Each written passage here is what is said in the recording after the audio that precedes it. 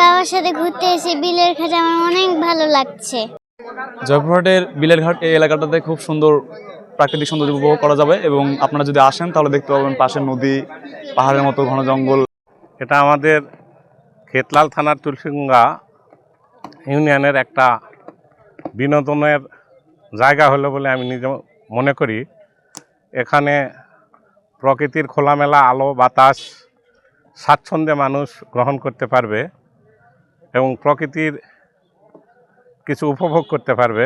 শহরের কোলাহল থেকে, শব্দ দূষণ থেকে একটু প্রাকৃতিক পরিবেশে এসে মানুষ যাতে একটু শান্তিপূর্ণভাবে একাকী সময়টা কাটাতে পারে এবং স্পেন্ড করতে পারে, সেই জন্যই আর কি এরকম ব্যবস্থা করে রাখা হয়েছে। এবং ফ্যামিলি নিয়ে যারা ঘুরতে আসবে তাদেরকে সম্পূর্ণ নিরাপত্তার বিষয়টাও এখানে নিশ্চিত করা হয়েছে।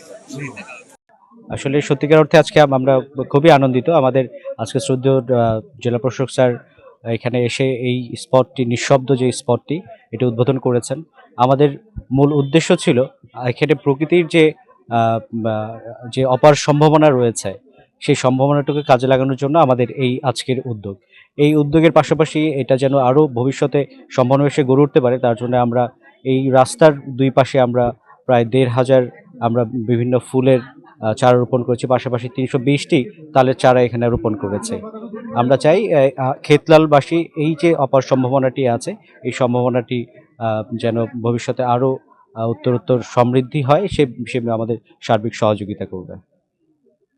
মানুষ একটু আসবে, বসবে, ঘুরবে বা একটু আনন্দমুখরভাবে পরিবার নিয়ে ঘুরবে, সেটার কোনো ব্যবস্থা নেই।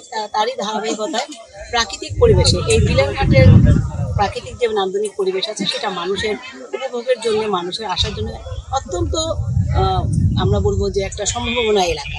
আমরা অলরেডি আজকে উপজেলা প্রশাসনের মাধ্যমে এখানে স্থাপনা শুরু করেছি।